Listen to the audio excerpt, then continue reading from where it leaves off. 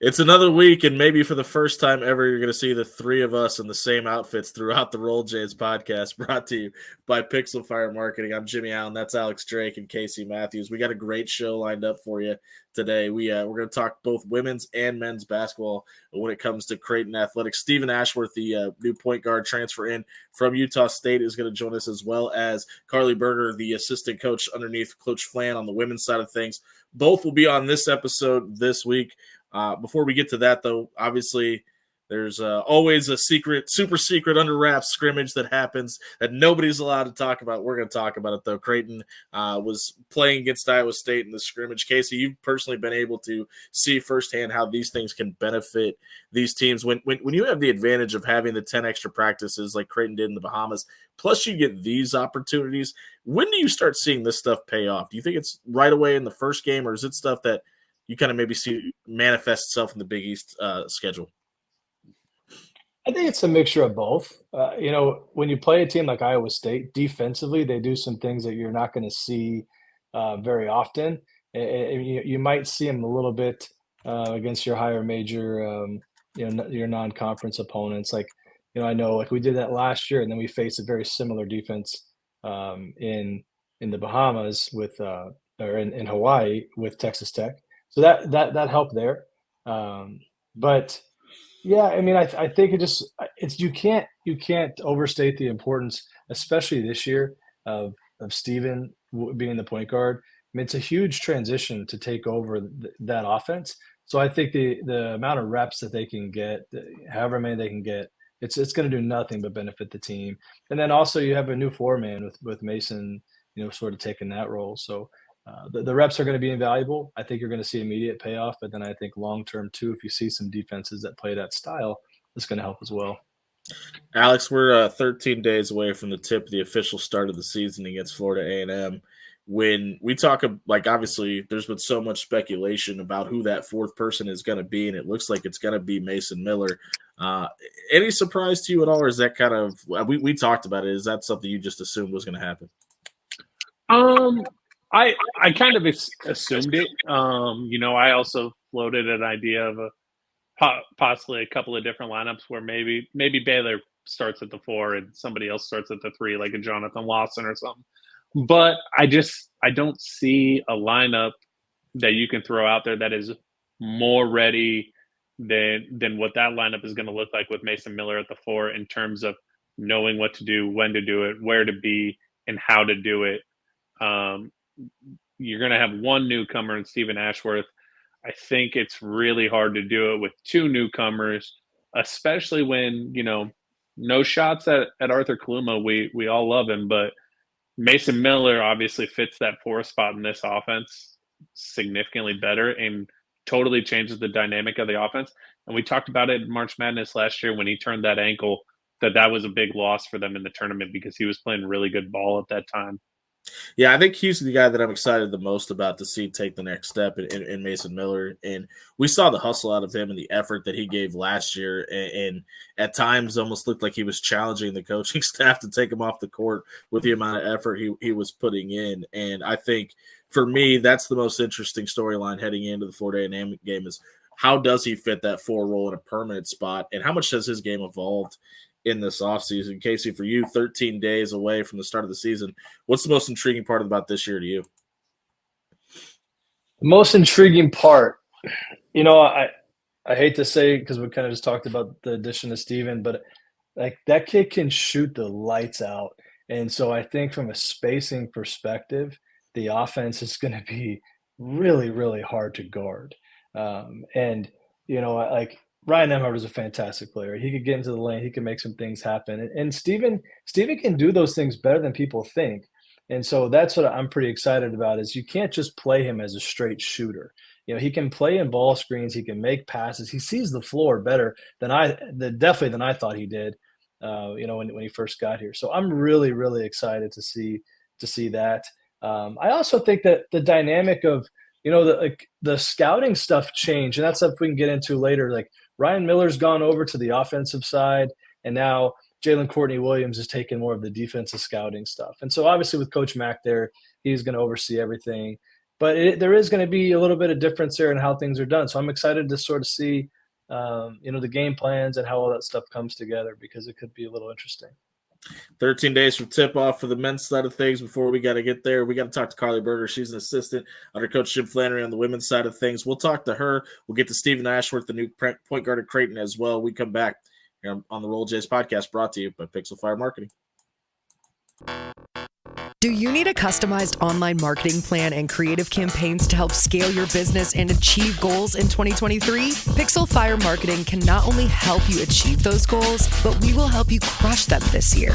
Pixel Fire Marketing lives and breathes digital marketing. Pixel Fire Marketing has experts in strategic content creation, social media marketing, and website development. Check out Pixel Fire Marketing today and attack marketing in 2023.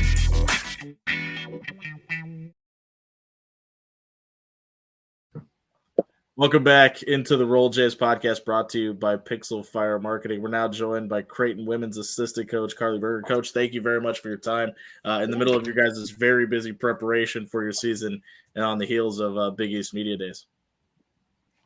Yeah, absolutely. Happy to be here.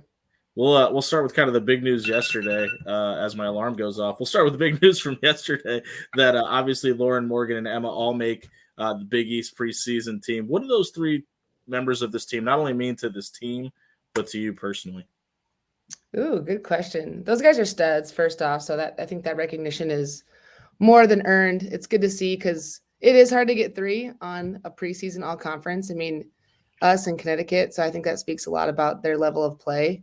But personally, I mean, this 2020s class, so that's our current seniors, we put a lot of work into them, our coaching staff, and we knew when we got to the Big East, we'd be able to tap into just that next level of that bucket of recruits, right? And compete with a little bit higher of caliber of teams. Same area, but, different bucket. And so that class, those three personally, we knew they'd be program changers, and obviously getting Lauren out of the portal, that hopefully speaks to our relationship with her out of high school, because that was a pretty quick 2-week recruiting process with her in the portal. But those guys have done a lot to change our program. And as an alum, I mean, I'm really tied to them and their success here. Are you looking forward to the day that you don't have to explain what year somebody is when you mention their Oh man. Thankfully, it's this class that has the extra year. Yeah, that's a good point. Yeah, it's been confusing. I'm like 4th year, junior, or 3rd year. Yeah, just straight up sophomore, freshman, and junior would be nice. 8th year sophomore. Yeah. Coach, you've been around the program now for 10 seasons, so you've got to see the gradual change from the Valley to the Big East, and you just mentioned moving to the Big East, you were able to tap into another pool of talent, maybe a little bit higher than where you guys had been recruiting previously. Did that take time for you guys to start winning over some of those recruits, or how did that process go? We were lucky to have a really good team entering the Big East, as the men did too. I think that was a big deciding factor in terms of timing to make that risk that Bruce Rasmussen took as our AD. Because if basketball is your main sport, you don't want to get to a new league and totally flop and then get stuck there, right? So both us and the men had early success. So we think that helped a lot with continuing to grow and expanding the recruiting process. Because if you go to the Big East from the Valley and you end up 6th, 7th, 8th, that's a hard pitch to sell to a quote next caliber of recruit. Like, yeah, see what we're trying to build or see where we're trying to go. But we feel like we had a great trajectory into the league, and we ended up winning the Big East in 2016-17. With probably more than half of our roster still quote Missouri Valley recruits, whatever you want to call them. But we've always leaned on development. We've always leaned on the effort that we pour into kids when they get here. And we haven't lost a lot of kids because we're able to keep them here, which makes them get better, right? It's hard to make kids better if they are constantly leaving. So not that it was an easy thing at all, but we felt like we had a good team right away. So that run up or that, time it took to quote, get better recruits wasn't as long as we maybe thought it was going to be. Coach, that's a good segue into my question for you. You played in 2 NCAA tournaments. You've coached in 4. Like, you've been there for quite a long time. What is it that what's like the secret sauce for you guys that allows you to have such consistency? I think that's such a key thing in this profession, is just being consistent, not having those peaks and valleys. Like, what is it for you guys? Culture is a big buzzword. Everyone uses it. Not everyone actually has it. So I'll try to avoid using that as my answer. But Flan always says this, so I'll give him the credit, but it's really easy to keep kids when you keep kids. And you're like, well, what the heck does that mean? But if we have juniors and seniors in our locker room, that can help the freshmen and sophomores out, right? Because they were actually in that locker room, that same locker room 2 or 3 years ago. Versus, again, and this is, I don't want to imply something the opposite just because I'm talking about how we do what we do. But it is hard to keep kids. It's harder than it ever has been nowadays. So transfer portal is, we got to use it and have it be successful for your program. But if you bring in new people constantly, they're also just as new as that freshman and sophomore, right? So we feel like we've had upperclassmen that have been in our locker rooms for years, and they can help out.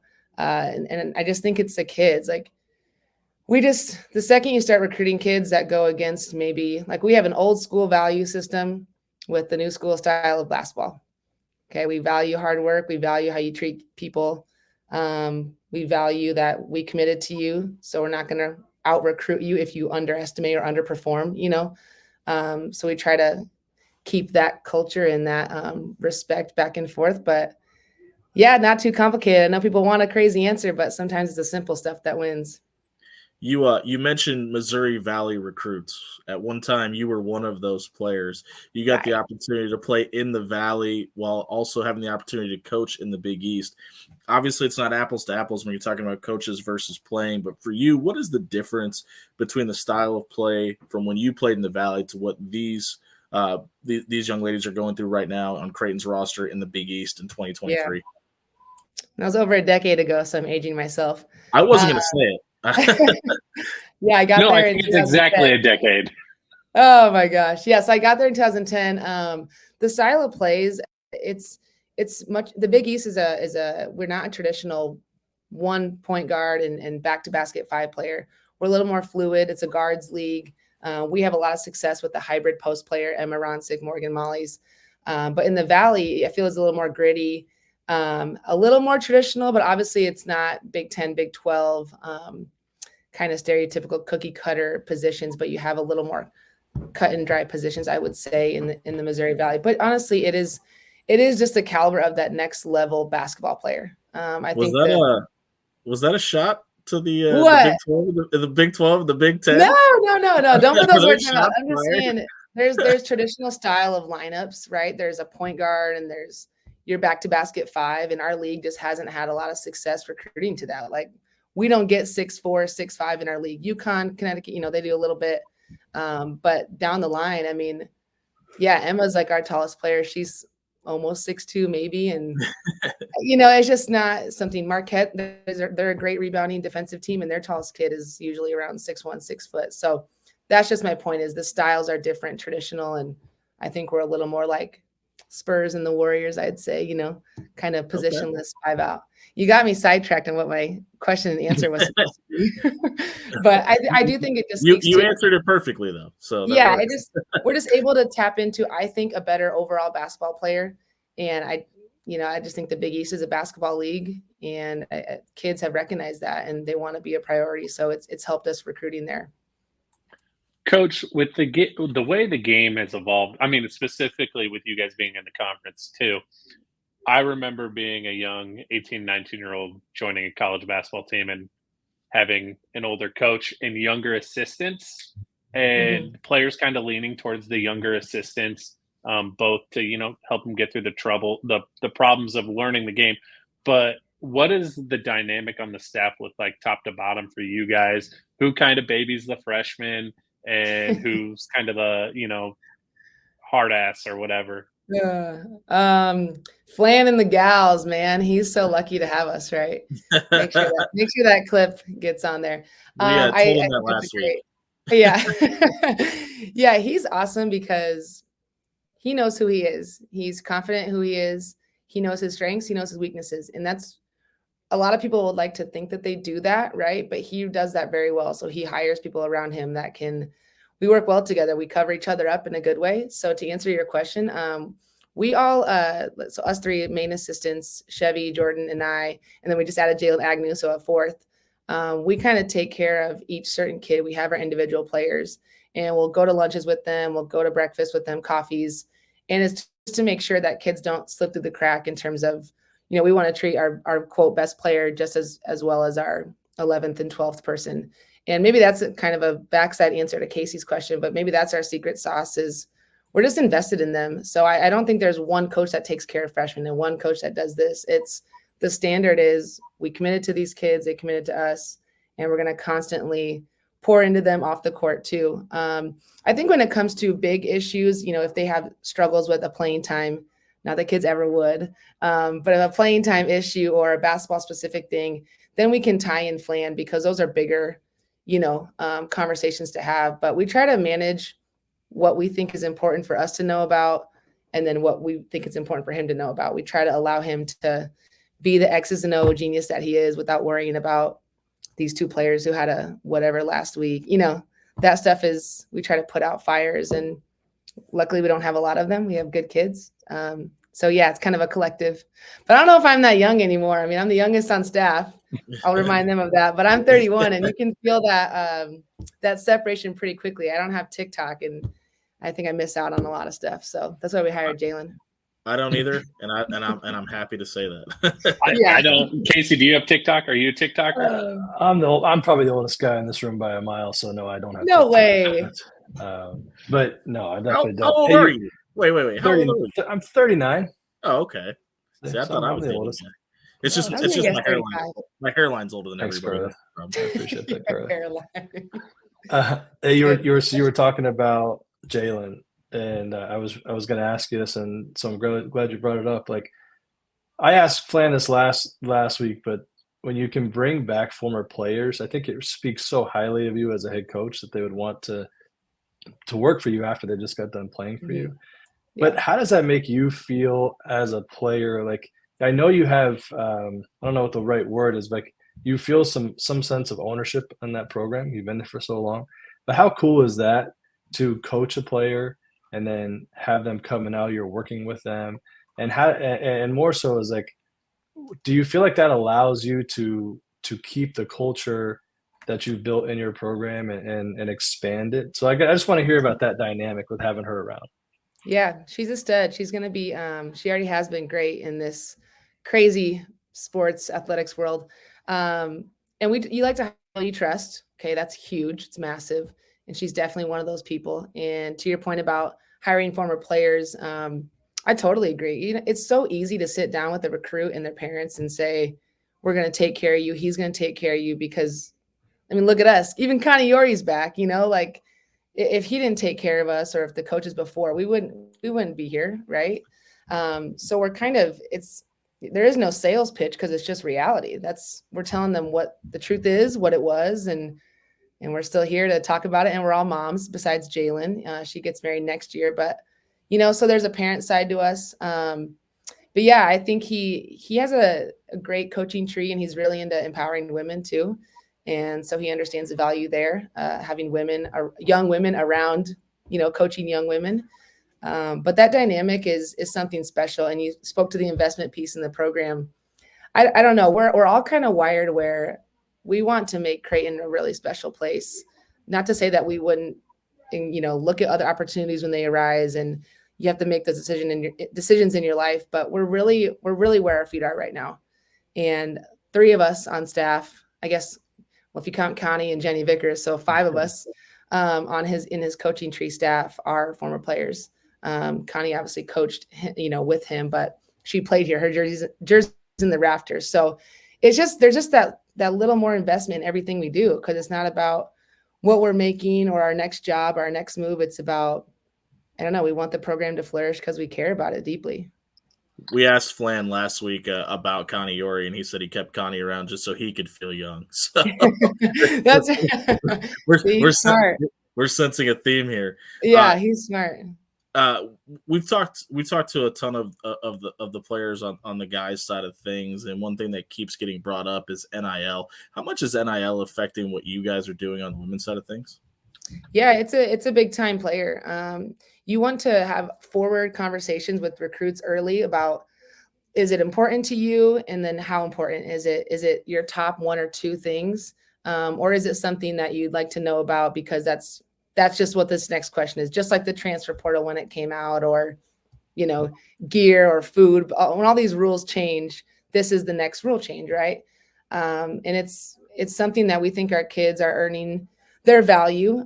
We really are leaning into the marketplace of it, them getting opportunities and building their brand. But we want kids in our locker room that hopefully it's not their one or two most important things. That's just the truth, because you got to know who you are, know what you're capable of, and know who you're recruiting against too, right? You got to have your, time be placed in the right spaces. So I think a lot of kids, it's important to them. They want to know about it. They want to know how they can succeed at Creighton, at other schools, X, Y, and Z. But if it's their number one thing, right, that's something that, this might not be the best place for you. And we feel comfortable saying that because that's just, we're into it. We support it, but you just have to have your priorities still in line as a program and as a staff. Coach, as we've been doing this podcast and really getting involved with the women's team too, I think there's a common denominator between both the men's program and Creighton, the women's program at Creighton, that I don't think is common around the country. And I think both of your programs do a great job of, when you're bringing in the young players, they're not immediately always looking for playing time. They know that they don't know everything, as opposed to in a lot of other places, young kids think they do know everything and they're ready to go. How have you guys been able to do that so well and setting up that expectation for those young players?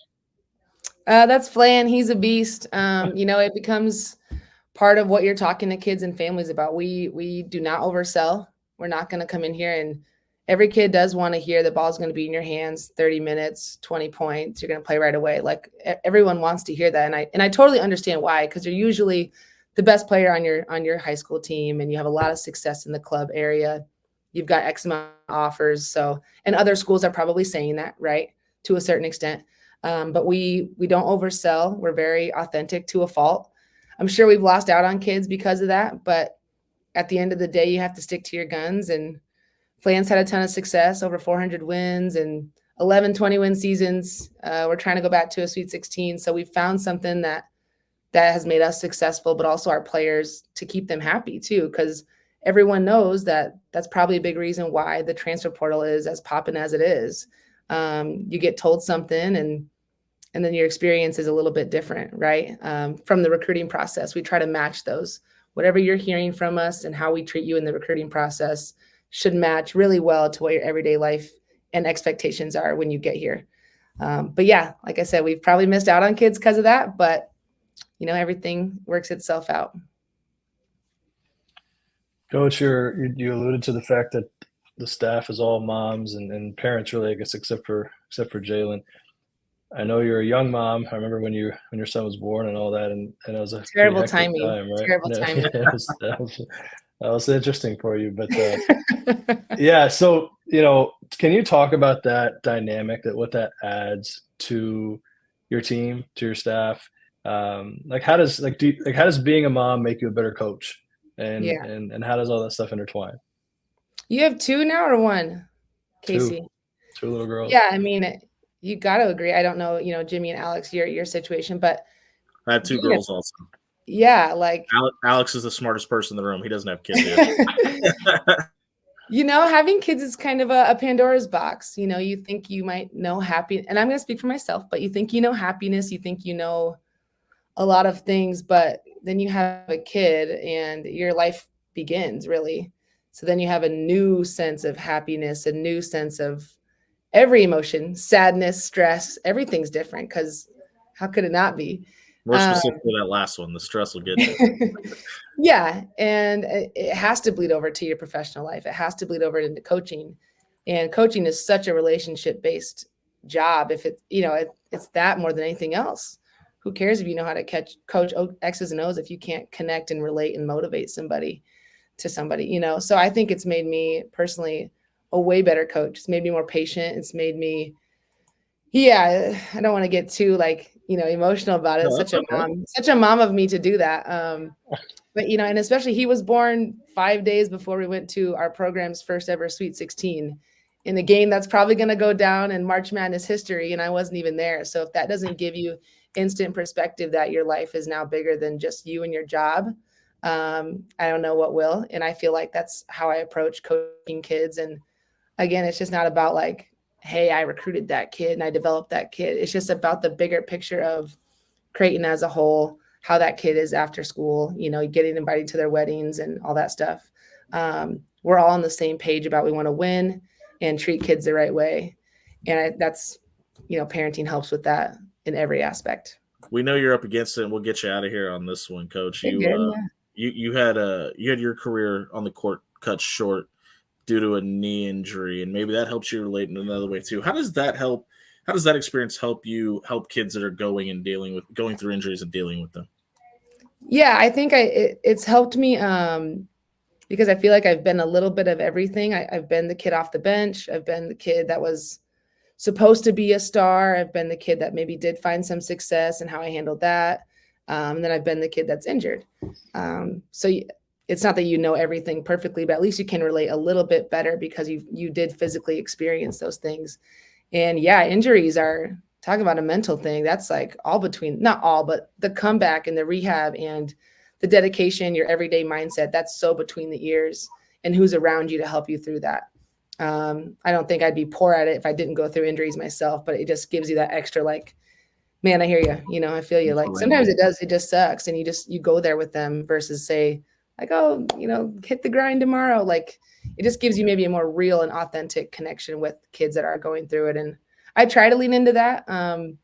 But even just listening and saying nothing is pretty effective too, because injured kids get really fatigued with people asking, how you doing? How you feeling? And I can relate to that. We'll ask, how's the knee now? Can you still go out and get 20 and 10 today?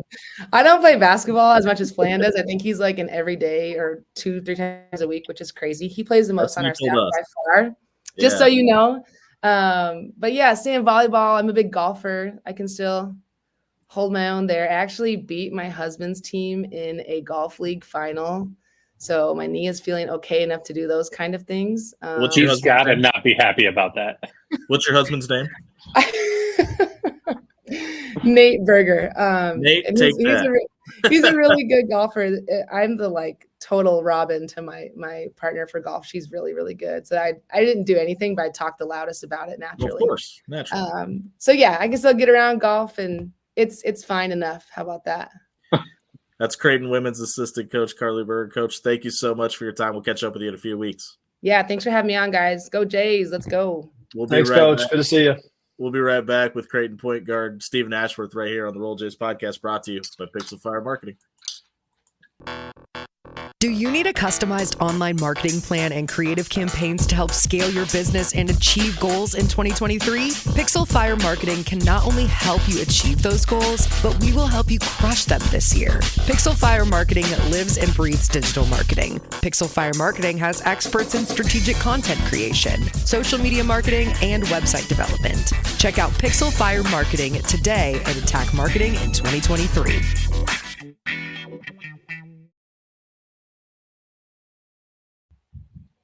Welcome back into another episode of the Roll Jays podcast. We're now joined by Creighton point guard Steven Ashworth. Steven, thank you very much for your time. It's been a couple weeks since we caught up with you at Creighton Media Days. Thanks for joining us today. Yeah, thanks for having me on. It's super fun to be here. It was great meeting you guys at Media Day, and looking forward to being on the pod now. We got the opportunity to catch up with Baylor last week, and he talked about the camaraderie of this team. You're obviously one of the newer pieces of this puzzle. Who have you been able to who have you been able to gel with the most on the court? Who have you been able to gel with the most off the court? I think that it's, as Baylor mentioned, it's a team that really embodies that word. We are a team and it's together and everything like that. And that's been super, fun to be in an environment, especially being a new guy coming in. But I feel like Baylor and I have had a pretty unique connection just from the beginning. He was here right when I got here earlier in the summer, and right as I committed, I really wanted to get out here so I could start making some connections and building some relationships with some of my teammates. And he happened to be one of the guys that, from Nebraska, he kind of just stayed in Omaha so that, him and I got a lot of one-on-one time, whether it's working out or hanging out.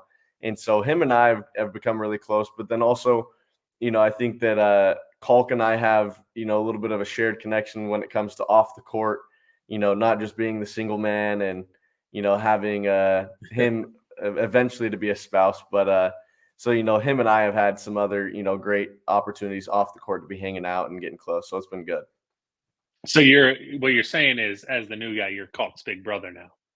I don't know. I'd probably say I'm his little brother just because I feel like size and, the amount of years he's been in the program, I feel like he's kind of got that upper hand. But, big brother, little brother, however it goes, definitely brothers for sure. Now, you talked about Baylor being one of the first guys you were able to really connect with when you got here. Do you think that there would have been a better person for you, seeing as he went through the same thing you're going through now last year? No, I think you kind of hit it on the head. I think that Baylor really was a perfect person for me to kind of get close to and ask some of the questions that you're going to have when you're transferring to a new program and trying to figure out the ins and outs. And especially as a point guard, you really need to be an extension of the coach on the floor. So to be able to have Baylor there throughout the summer and just pick his brain a little bit, but also, just have somebody that I knew I could relate to. If I ever needed a helping hand or if I had a question, I knew that he had already been through the same exact thing, transferring for somewhere else. And then now with the opportunity to play for a team like Creighton. So it was a perfect fit for sure. Steve, you're talking about perfect fits, okay? And you've played for a couple head coaches, and going through the recruiting process, everybody promises you stuff. Everybody tells you this is what it's going to be like if you come here. I was there for a little bit of it, but I'm not in those closed door meetings. So tell us a little bit about the things that Coach Mack promised you, if you will, in recruiting, but more so of like, tell us how consistent he is with what he says and what he does, and how does that make you feel as a player for him? Yeah, I definitely can agree and, would second what you said about, especially throughout the recruiting process, and I would give it as some advice to kids going through it now. Like, you're going to hear basically everything that you'd want to hear. And it's not always the coach's fault because they're really trying to, also put, the best product on the floor. So, the coaches may have a belief that, hey, you can come and be a 30-minute guy for us. And then, things don't pan out over the offseason or whatever.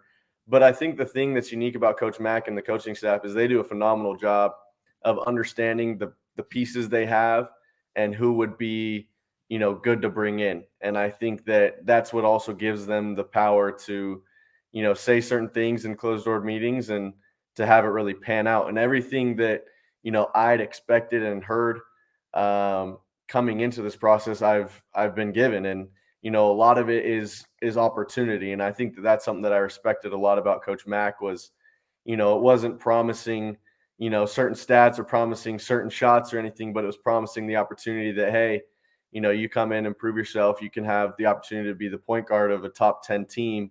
And, you got all the pieces around you to be great and to be special. And, that's how I felt coming in, and to just see that pan out throughout the summer and have an opportunity to go to the Bahamas, some exhibitions, some secret scrimmages.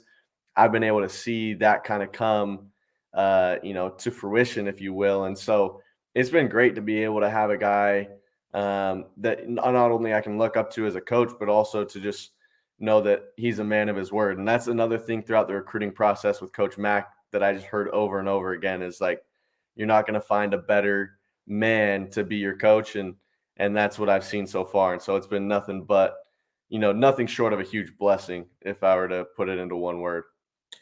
You obviously choose to leave Utah State. You're from Utah. How difficult was it a choice to leave the state that you're from and have been at your whole life? And how has that transition gone for you personally? Yeah, it certainly was something that, I had to think a lot about. And obviously, with Peyton, my wife, it was something that we were in it together. If I was moving, across the country, or if if I was moving just a few miles south of where we were, we were doing it together. And so there's definitely a lot of, I would say, benefits to just being close to family and close to home, and, the opportunity to have friends and family at every game. And, if I needed to, go home for anything, it was right there. And so that definitely was something that was, on my mind throughout the process. But as it came down to it, it really became more of a basketball decision, really kind of focused on, okay, what situation is going to be the best for Peyton and I basketball wise to accomplish, our individual goals of what we have set to be, the best basketball player we can be. But then also, I'm coming into my 4th year. I've been in March Madness a few years, but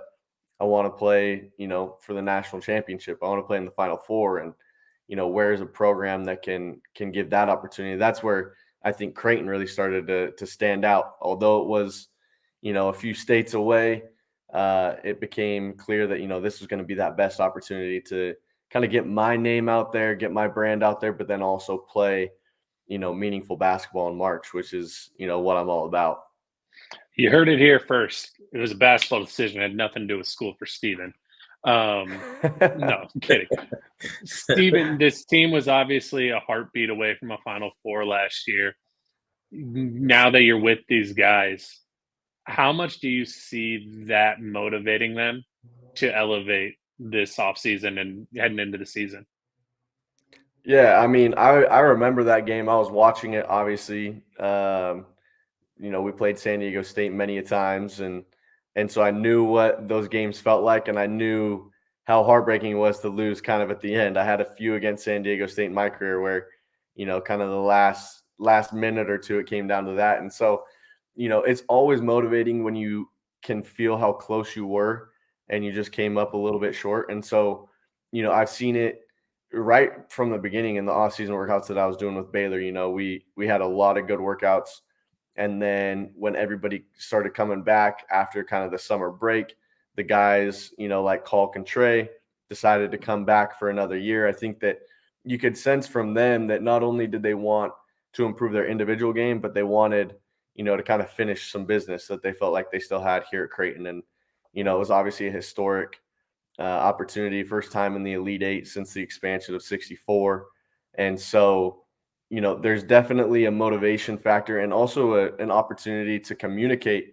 And I think that as a team, that's a huge thing, to be able to actually communicate what your goals are and on a daily basis say, hey, is that a championship level effort right there that we just did in that drill? Or is that lack of effort on defense going to get it done when we want to be in that game again and we want to win that Elite Eight game? And so, I think that the accountability factor is something that's huge when you get that close to some of those mountaintops that you're trying to reach. And so, now moving forward, we try to not, be in the past, but learn from it. And so I think that it's a good kind of stepping stone throughout the season. And I've for sure seen where guys have learned from it and also gotten some motivation from that game.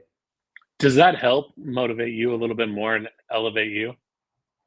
I think it does. I come into this not feeling that pain specifically from that moment, but I mean, I lost in the round of 64, and I knew how bad I wanted to, potentially if we take care of business then and then we play Princeton, who knows, maybe I'm playing Creighton in the Sweet 16 game, right? So it's like you feel that pain whenever your season's over. And so I think coming in, I do feel a little bit of a responsibility, like, hey, you know what? These guys have had this goal set, and now I'm stepping into a program where I know what the standard is and the expectations, so I got to meet that. And if nothing else, excel that expectation. So there is for sure that responsibility that I feel. Let's shift away from some of the pain of that game, if we could, fellas. When you look at yourself, Steve, and then you look at the point guards that have played here in the past, with obviously Ryan Nembhard, Marcus Zagorowski, a little bit of Davion Mintz, some Mo Watsons. Like your game doesn't necessarily fit that mold per se, and there's nothing wrong with that. I think that's fantastic. That's got to be exciting for you, for Coach Mack and the rest of the staff to want to bring you in and add what you bring to the team. Tell us a little bit about how you see your role I know you're the point guard, but like when you look up Steven Ashworth, everybody says what? Shooter. But you're way more than that. I've seen it firsthand. So tell me how excited you are to maybe dispel some of that narrative and how you think your game fits into the offense. Yeah, I think that's a great point. I've always known that, to accomplish my goals of, playing first Division I basketball and then, playing in the NBA one day, I knew that I would have to shoot the lights out. I'd have to be, one of the best shooters in the country. And thankfully, through a lot of hours, I've put myself in that conversation at least. But at the same time, I've always considered myself a complete player, whether it was, beginning in high school or even before. I felt like one of my best attributes was actually, accomplishing anything on the court that led to winning. And so, there would be games in my high school career where I had 18 assists and 4 points. And it was just because, my team didn't need me to score. If I could facilitate and get open shots for other guys, that was what was going to help us win that night. And so, I'm super excited about just the platform Creighton has, and then also the caliber of players that, are around me. From a point guard position, I'll be able to, a little bit like Marcus, score quite a bit in the pick and roll. But then outside of that, I think that I have a really unique ability to make passes that, some people don't think I can make, and see the court and especially in transition in a way that, maybe there hasn't been before. Especially with my ability to shoot, I actually enjoy, those kick ahead passes in transition and then kind of relocating and finding a shot for myself later on instead of, dribbling it all the way up myself and waiting for a ball screen. And so I think that like some of those little things will be able to really showcase how well we'll be able to play as a team, because we have so many great individual players and individual talents. But I think that my role as the point guard is to be able to showcase everybody's ability while doing it at the highest level as a team, which ultimately leads to more wins. And, I like the saying that high tides raises all ships. So, if there's a lot of guys with individual goals, those individual goals will be met as the team succeeds. So I kind of think through all of those processes and ways that my role will be fulfilled throughout the season. Creighton point guard Steven Ashworth joins us here on Roll Jays podcast. I think the pressing question we have to ask now is, Alex and I have been referring to you as Steven. Casey has now called you Steve twice. What is the correct pronunciation of your name? Yeah, my name's been one that I feel like it's ever changing. If it's a quick corner pass and they're like, Steve, I'm open, then it's Steve. Or it's, Steven, what are you doing? Or it's Steve-O, I get every once in a while. And so honestly, I go by either. I think that sometimes, as we get closer, people will call me Steve, and it's just like a nickname. Some of my best friends call me Steve. I think it's a one-syllable thing. What's your preference? Sometimes struggles with multiple syllables. So, the single syllable is best. Do you have a preference? No, I personally don't have a preference. Okay. I mean, I think formally, the full name just when getting to know people, but Steve, Steve-O, my middle name is Jay. People call me Stephen J all the time. Gotcha. So yeah. Not sounds like a mom thing. Stephen J, what did you do?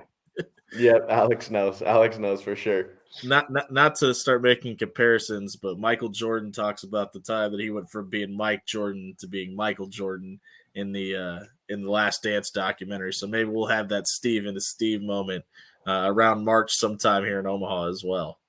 Yep, we hope so, no doubt. That's the plan.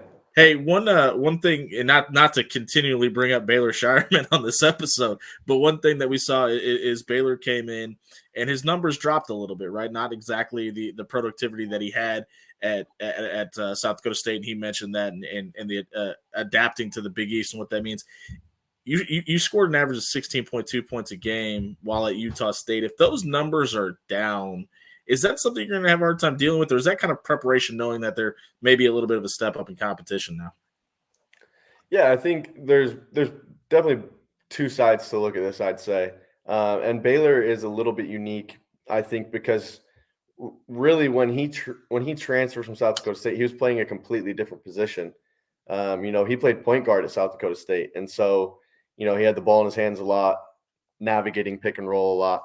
And so to then transition strictly to the 3, I think there were some changes for him. And so, for me, I'm not that worried about it. I know that, if I looked, very specifically at the number of shots I took at Utah State versus the number of shots, that my predecessor here took, it was right about the same. So it's like, I think that from a production standpoint, if I keep my efficiencies where they are, I'll be able to, have similar averages. But at the same time, I think that my role here is going to be much different than it was at Utah State. And that's something that I committed to, coming here to Creighton, is that, I wanted to be a part of a team that had, other stars. And so, you could really look at it like you got the big 4 from Creighton coming in with, Kalkbrenner and Trey and Baylor and then myself. And it's kind of like pick your poison of what you want to try to stop, because if you try to stop one thing in the pick and roll, you've got Baylor, out there in the corner waiting for a spot up 3 or things like that. And so, for me, I don't think that I'm going to worry too much about those numbers as long as, I'm staying efficient and we're winning. I think some of the things that I'll definitely be more focused on is, what's my assist to turnover ratio, and, how effective are we in points per possession when I'm in the pick and roll, things like that. Much less than, how many points I score or things like that. And, you also mentioned competition level rising. It's the Big East. That's a beast of a conference that we're getting ready to play in and night out. And, not to name any names, but there were certainly some games at Utah State where I knew it was like, all right, you can just chalk up a W, right here. And that's not really the case in the Big East. And so it's going to be a lot of fun, and it's going to be competitive. And, that's exactly the situation I wanted to put myself in, trying to prepare myself for the next level. Steve, you brought up how you actually really like to get rid of the ball in transition, throw it up, relocate. Has that been something that maybe is a little bit different than the guys are used to? Because we've heard all the coaches talk about it this offseason. The ball does not stick at all amongst the guys. How has your ability to throw it ahead really helped evolve the offense in your mind? Yeah, I think that it's something that the guys maybe weren't as used to, but they're grateful for now, because they're so elite in making plays in transition. Like whenever I see Trey or Baylor up ahead, like I'm trying to get them the ball, because I know that they're going to be able to get 2 feet in the paint, and that's either going to be a layup for them, an and one for them, or they're going to kick it out, and we're going to have a team, already in scramble trying to find, shooters around the arc, which leads to more driving lanes. And so I do think it is a little different. And the nice thing about it is that it's like anything in life, the scarcity effect is real, whether, there's 10 cookies on the plate and the first guy takes 3, and then everybody else thinks they're not going to get any, or you're on the basketball court and, there's one guy taking all the time and all the shots and things like that. And so, I think this team has a really unique ability to share the ball and just trust that, our go-to guy in certain moments is going to be whoever's open. We're not trying to get the ball into one guy's hands. Like, if we really need a pick and roll, it can be me, Trey, or Baylor in it, which is something that's special about this team. And so I think I do have an ability to just work with my teammates and make sure that, everybody's feeling like they're getting, a fair share of their opportunities. And, I actually credit my dad. A funny story was I was in kindergarten playing in like the first grade league. And, I was the little kid who, although we didn't keep score up on the scoreboard, like I was counting and like calling out the score, like 34-12, like after buckets and stuff like that. And, my parents were probably a little embarrassed. But like I wasn't great at passing the ball to my teammates. And so some of them weren't having a lot of fun. Like I was having fun scoring and winning. Well, then my dad was the coach, and he's like, look, you're not allowed to shoot until every single one of your teammates has scored. So I would dribble around and like get 2 or 3 people on me. And then I would tell my teammate like, hey, go stand on this block and shoot it when I pass it to you. And so I had to get everybody a bucket before I could then score all I wanted. And so I think although I was like young and didn't really know why I had to do it, I think it kind of instilled in me like the fact that it's really fun to have other people succeed. And, that I saw that at a young age, and I think it's just carried on. And, it served me well as a point guard. And I think back of my high school career, I think I'm the only player in my high school to score over 2,000 points and 1,500 assists. And so things like that are some things that I think make me unique and special, that people really enjoy playing with me because I'm not afraid to share the ball. Well, Steve, I think you're right on the money. You're a very special dude. I learned that really quick, and I think it's so cool when guys transfer in. Our fans, I'm sure you've learned already, are so passionate. They want to know everything about you. So tell us a little bit more about you, who you are. You mentioned your wife Peyton and how she's here with you, but I know you're a man of extremely high faith. Your family is super important to you. You probably don't have enough time to kind of go into everything, but tell us, what are the things that you would want Blue Jay Nation to know about you, and how do you define yourself besides basketball player, pickleball player, golfer, husband, all those things? Yeah, absolutely. I think Blue Jay Nation has been awesome, and the support around the community, or just people recognizing, hey, you're our new point guard, can't wait to watch you, has been so fun. And it's cool to have a city like that. And I guess I would have them know that I love living in Omaha. Peyton and I have loved our experience here. It's away from home, but it's felt like a second home already. And personally, we're members of the Church of Jesus Christ of Latter-day Saints, and we go to the Elmwood Ward out there near 90th Street, and it's a great congregation. And I served a 2-year mission for our church in Indianapolis, actually. And so I'm looking forward to going and playing Butler and having some of my friends that I met out there in Indianapolis come to that game. So that'll be super cool. Make sure you send them some Blue Jay gear first, though. Exactly. Yep. There will be no Butler apparel from my friends. That's for sure. So we'll have to get them, some gear sent out. But I've been married for 2 years now, and it's been an incredible 2 years. Peyton and I have, grown so much together. And I think that that's one thing that, I've loved being able to be, a college athlete while married, because a lot of people don't get that opportunity. But I think that it's helped my career immensely, just from, kind of simplifying things off the court. And she does so many good things for, our family to, even though it's just us two out here in Omaha, I feel like she does, enough for a family of 6 out here. It's, it's great to have somebody like her that can support us. And then she's passionate about sports. We're both passionate about our families. I have an older brother who's married with a son named Clay, and I have triplet younger brothers.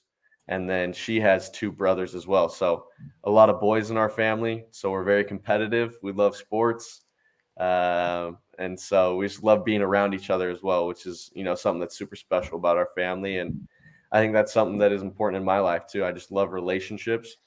Like, if I can meet new people, build relationships, I think that, that's what life's really about, is connecting with people. And so, if there's Blue Jay fans out there that want to connect and, say hi after games or, anything, I just, reach out to me on any social media or any platform that you can get to. Or if you by chance know any of these 3 guys and, want to get connected, I'd love to meet anybody and do anything. So that's kind of a little bit about me. Blink twice if your wife's in the room and made you say all that nice stuff. I'm just kidding. Yeah. Hey, we know you got some stuff to get to, so we'll get you out of here on this one. There may or may not have been a super secret scrimmage that has happened recently. Can you confirm nor deny if that went well or not? Yeah, I mean, I think a lot of these you hold close to the chest, and Coach Mack hasn't given us much instruction. Some coaches are very specific on say this, say that, don't say this, don't say that. The scrimmage went well. It was great to see how we match up against somebody else besides some foreign teams in the Bahamas. And so and in Iowa State as well, they were in that Bahamas tournament, and Right. They played really well. So I was looking forward to seeing what it was really going to be like, us head to head against them. And they've got some great guards and a really athletic team and a well-coached team. Coach Alselberger actually was at UNLV my freshman year at Utah State. And so got to know him a little bit while we were out there. But, it was good. And I think the exhibition is going to be really good for us, be able to play in front of some real fans and, kind of have the pressure of the lights are on, the popcorn's popping, and, it's showtime. So really looking forward to this season. I think that there's a lot of room for growth, which is exciting. If we can be this good already, but can see so many ways that we can improve, I think that's promising. And so just looking forward to seeing where we go from here. Well, we are indeed 13 days away from showtime. That is Steve Ashworth, the new Creighton point guard. Steve, we really appreciate your time. Thank you very much. Good luck this season. We'll catch up with you down the road. Sounds good. Thank you, guys. Appreciate all you do. Go Jays. See you, Steve. Make sure you Roll tune in Jays, next brother. week for another Roll Jays episode brought to you by Pixel Fire Marketing. More coaches, more players, and a whole lot more. Thanks for sharing the Roll Jays podcast brought to you by Pixel Fire Marketing.